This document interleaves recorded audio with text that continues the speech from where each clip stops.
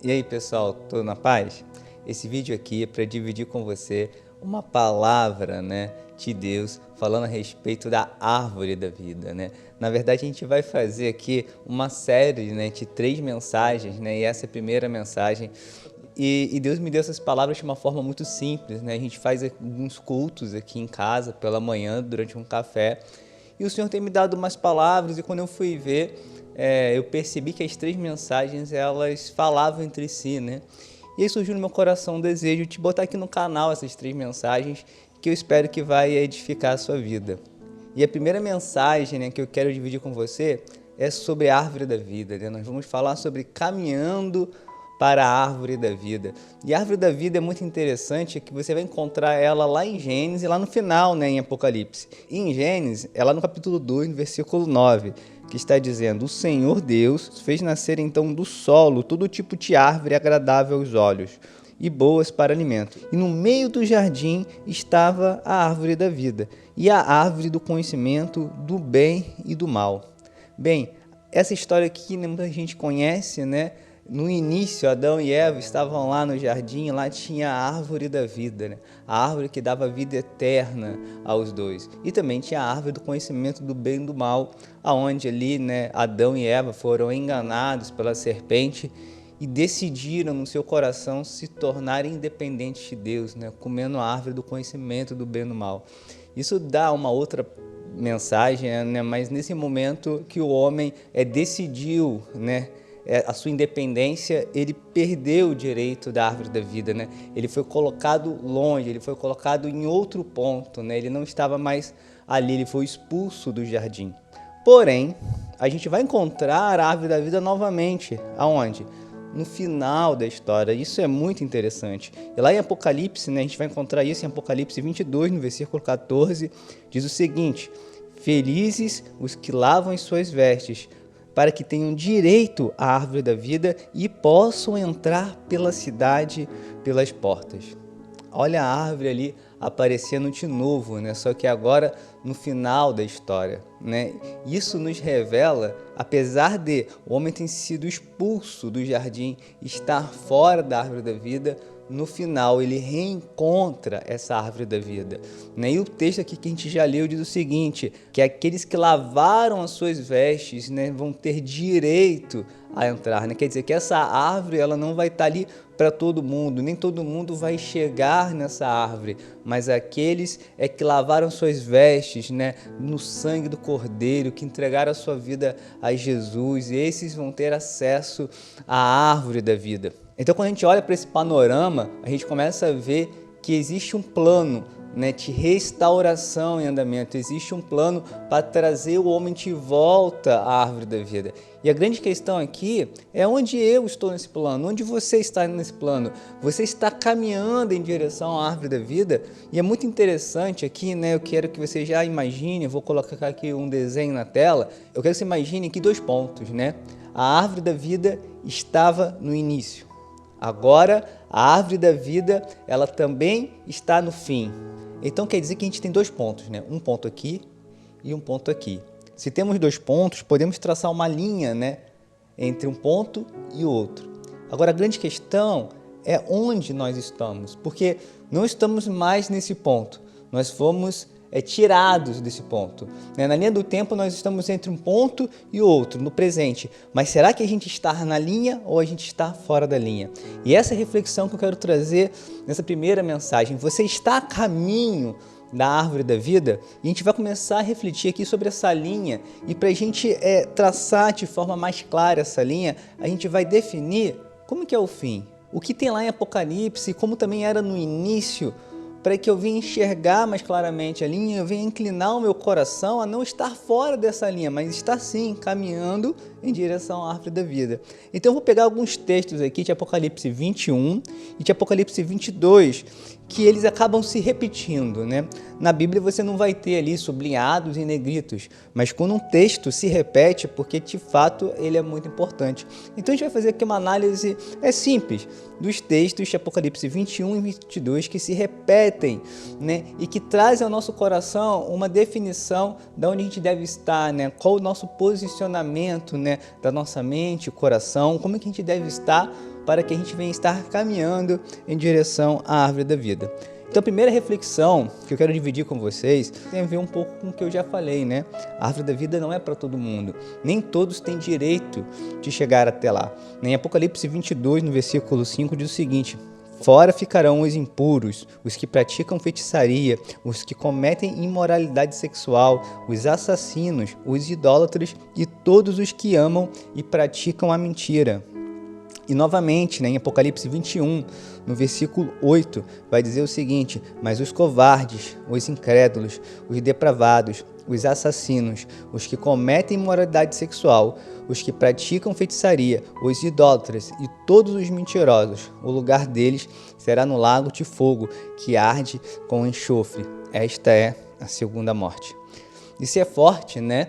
E parece que são dois versículos iguais, mas não, são dois versículos diferentes, estão falando a mesma coisa, né? Nem todos vão chegar no final e vão achar a árvore da vida. Isso é algo para se refletir, né? Eu não posso ter a ideia de que todos vão chegar. Então eu tenho que ter um coração inclinado, que alguns vão ficar de fora. Eu preciso fazer algo, eu preciso me movimentar, para que eu não seja essas pessoas, não seja um idólatra, não seja alguém que ama a mentira, não seja alguém que ame a imoralidade sexual. Eu preciso estar com minha vida reta, senão, filho, não tem jeito. Eu não vou ter acesso à árvore da vida. Esses vão ficar de fora. Então essa é a primeira reflexão que eu quero fazer com você, né? A árvore da vida não é para todo mundo. Eu preciso me posicionar. Então, irmão, se posicione, esteja posicionado. Segunda reflexão, que repete duas vezes: existe uma recompensa no final. No final, existe uma recompensa e você precisa estar com seu coração ligado nessa recompensa. Em Apocalipse 21, versículo 7, diz o seguinte: o vencedor herdará tudo isto, e eu serei o seu Deus, e ele será o meu filho. Em Apocalipse 22, versículo 12, eis que venho em breve, e minha recompensa está comigo, e eu retribuirei cada um de acordo com o que fez. Então, irmãos, existe uma recompensa, de forma repetida aqui, a palavra está dizendo que existe uma recompensa. Então, olha só, pensa comigo, se no fim existe uma recompensa, e sua recompensa está na mão de Jesus, o seu coração no presente tem que estar ligado a essa realidade. Você não tem que viver nesta terra esperando daqui receber a sua recompensa. A sua recompensa não está num romance. Ah, não, quando eu achar alguém especial, eu vou ser recompensado. A sua recompensa não está com seu pai, com a sua mãe, com o seu pastor, com um político. A sua recompensa não está com seu patrão. A sua recompensa não está em trazer orgulho, em fazer sucesso aqui. Não, não, não. Todas essas coisas são graça de Deus e podem acontecer, Deus pode nos agraciar, mas não pode ser o foco da nossa vida. A gente não tem que viver escravo de uma recompensa terrena. Ah, não, mas quando eu ouvir do meu pai que ele tem orgulho de mim, ah, mas quando eu alcançar isso, mas quando eu ser isso, quando eu fazer isso, aí sim eu vou ser feliz. Não, irmãos, a sua recompensa está na mão de Jesus e essa é a realidade do final e essa realidade tem que estar presente no seu coração hoje. E no final, irmão, não só a recompensa, mas toda a justiça também está na mão de Jesus, né? Se você pensa, eu preciso que aconteça essa justiça para eu ser feliz, para eu ser realizado, Deus precisa fazer essa justiça hoje, irmãos, entenda, no final toda a justiça está na mão do Senhor, então não viva uma necessidade, né, de ter as justiças sendo vistas agora, porque está na mão dele, irmãos. Isso não quer dizer que você não vai lutar pelos seus direitos, mas você não vai fazer isso por uma necessidade, sabe? Quando isso acontecer, não. Irmãos, a justiça já foi feita, está na mão de Jesus. No final, toda a recompensa está na mão dele, então fique em paz. Tá entendendo? Então, assim, quando você tem essa mentalidade, você fica mais próximo de caminhar no rio de Deus, você fica mais próximo de seguir para a árvore da vida. Mas quando você começa a se distanciar dessa ideia de querer muito que a justiça seja feita aqui e agora, que a recompensa seja aqui e agora, então seu coração, você começa a ficar longe da árvore da vida. E sabe o que vai deixar esse rio mais definido? É você saber aonde está a árvore da vida no final. A posição da árvore da vida no final é um lugar muito interessante. Olha só o que diz em Apocalipse 22, no versículo 1 ao 2, logo no início do capítulo. Diz o seguinte: então me mostrou o rio de água da vida, brilhante como cristal, que saía do trono de Deus e do Cordeiro.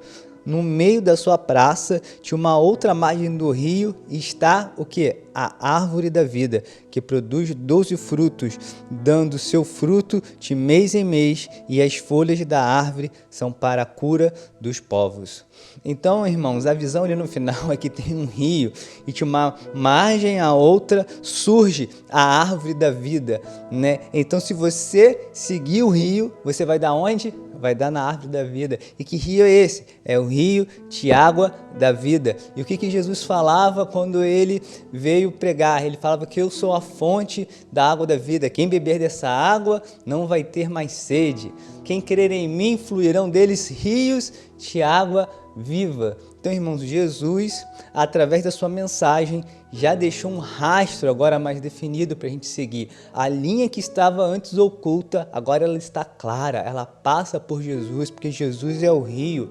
Então, quando eu estou próximo desse rio, irmãos, eu estou seguindo na linha com o meu coração para encontrar o que? A árvore da vida. Talvez aqui dava até para a gente parar essa reflexão, porque se você entender que Jesus é o rio, que você tem que estar mergulhado nesse rio, olha, você vai fluir. Porém, a nossa mente tem sido muitas das vezes contaminada, poluída por alguns entendimentos errados, que muitas das vezes nos distanciam da revelação de Jesus para nós. E o texto de Apocalipse ainda vai trazer algumas reflexões que eu acho importante a gente fazer para poder fechar, né, essa primeira mensagem. Porque outro ponto aqui que se repete muito é que no final, tanto no início quanto no final, não existia templo, não existia um lugar sagrado, sabe? Um lugar santo. Não existia isso, nem lá em Gênesis e nem no fim não existe templo. E vamos ler aqui o que diz lá o texto de Apocalipse. Como eu disse, né, se repete duas vezes, né, em dois pontos, né? Em Apocalipse 21, no versículo 3, diz o seguinte: agora o tabernáculo de Deus está com os homens, né? O tabernáculo de Deus está com os homens, com os quais ele viverá. Eles serão o seu povo e o próprio Deus está com eles e será o seu Deus. Quer dizer, o tabernáculo de Deus está em nós. Agora, novamente, no capítulo 21, no versículo 22, diz o seguinte: não vi templo algum na cidade, pois o Senhor Deus Todo-Poderoso, o Cordeiro, são o seu templo.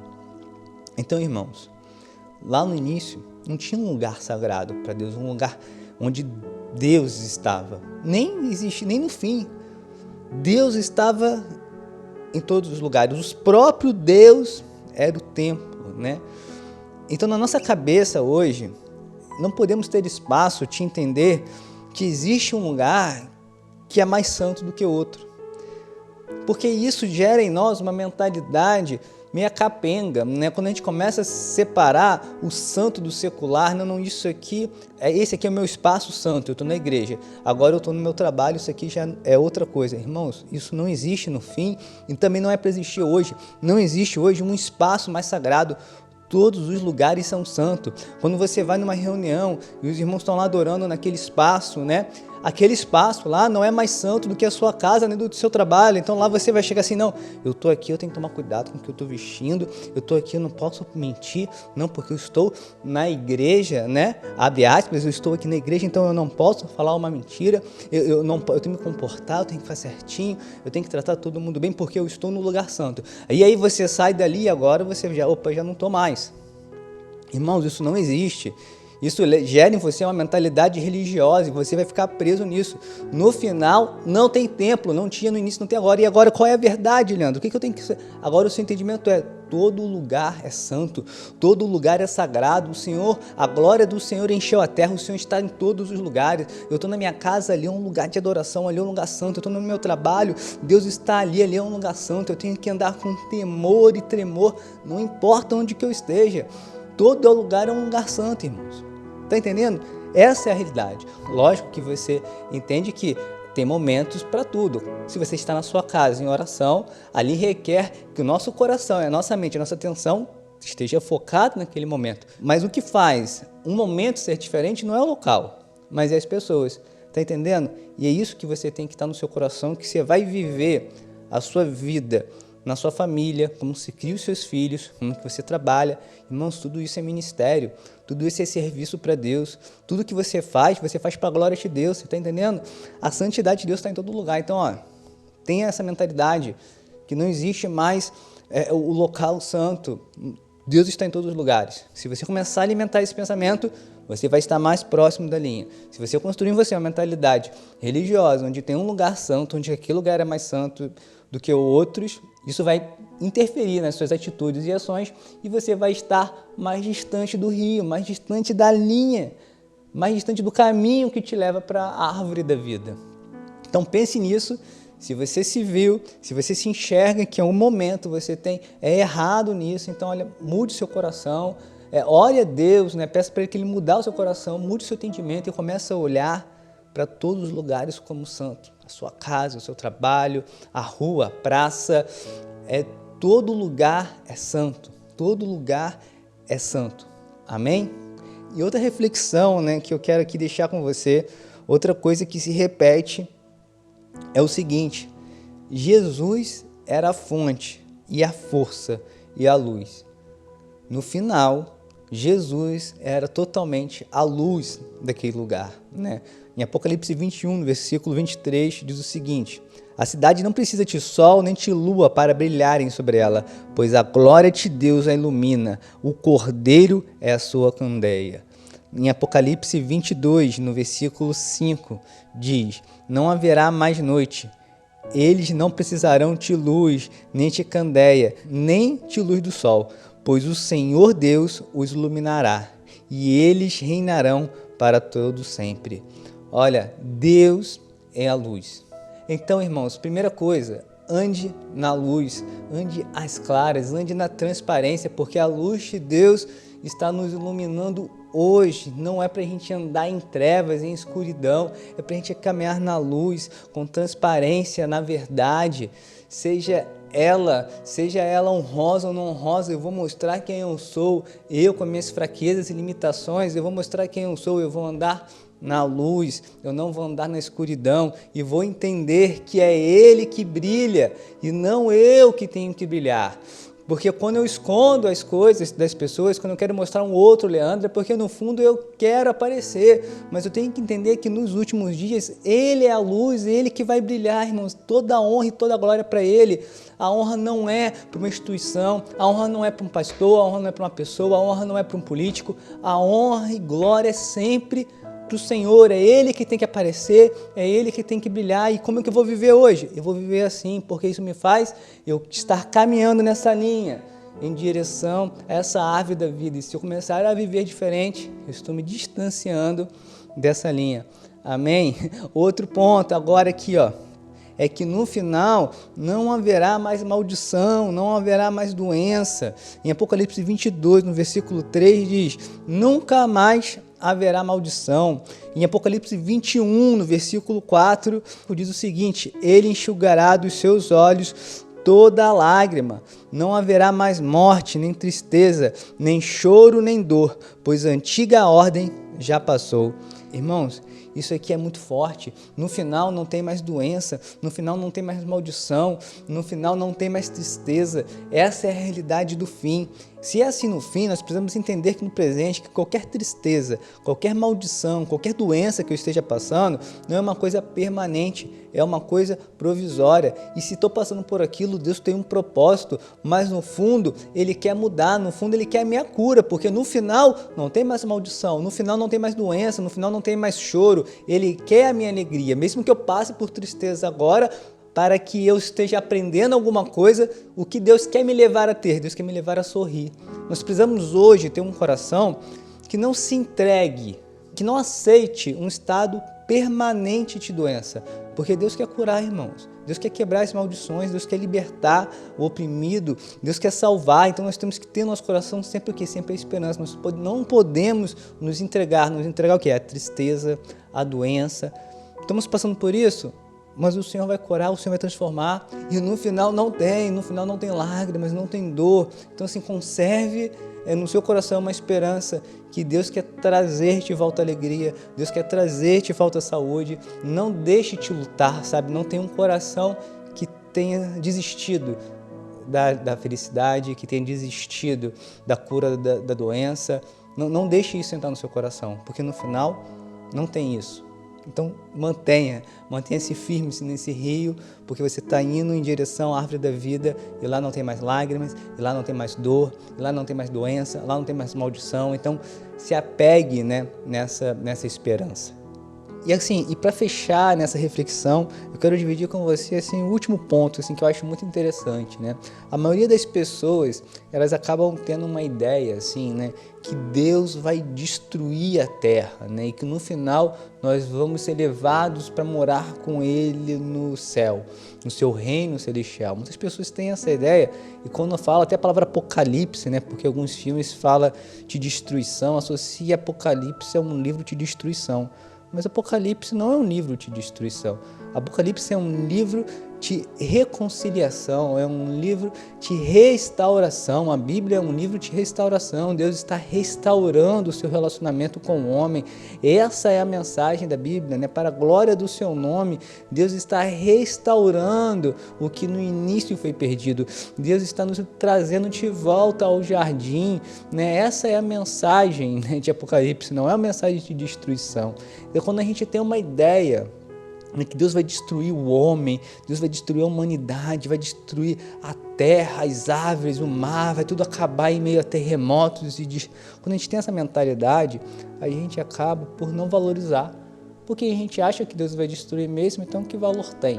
Que valor tem o ser humano? Que valor tem o rio? Que valor tem a planta, a árvore? Porque Deus vai destruir tudo. Só que no texto não está falando de destruir. Não está falando também que nós vamos subir para algum lugar. Vamos ler aqui o que está falando aqui em Apocalipse 21, no versículo 2, diz o seguinte: vi a cidade santa, a nova Jerusalém, que descia do céu da parte de Deus, preparada como uma noiva adornada para o seu marido.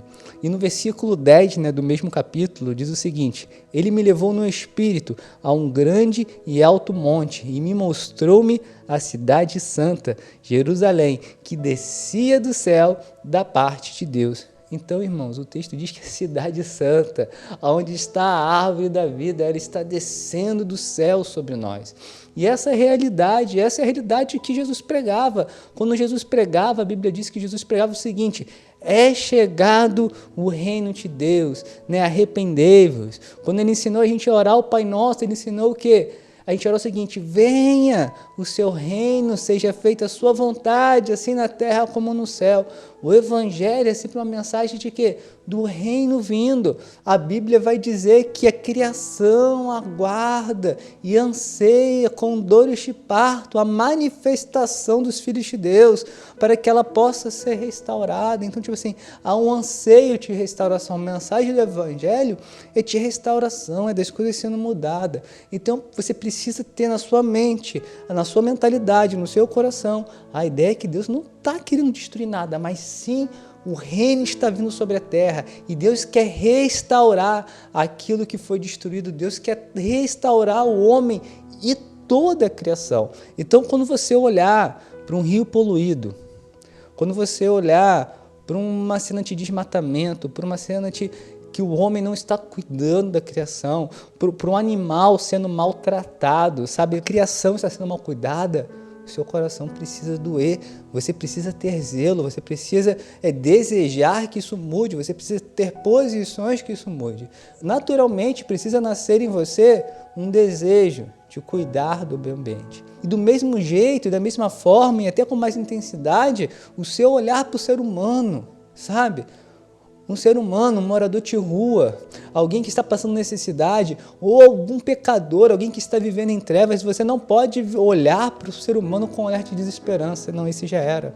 esse está perdido, esse não tem mais jeito. Não, Deus está sempre querendo restaurar. Você precisa ter um olhar para a criação de Deus, tanto de um ser humano como de uma planta.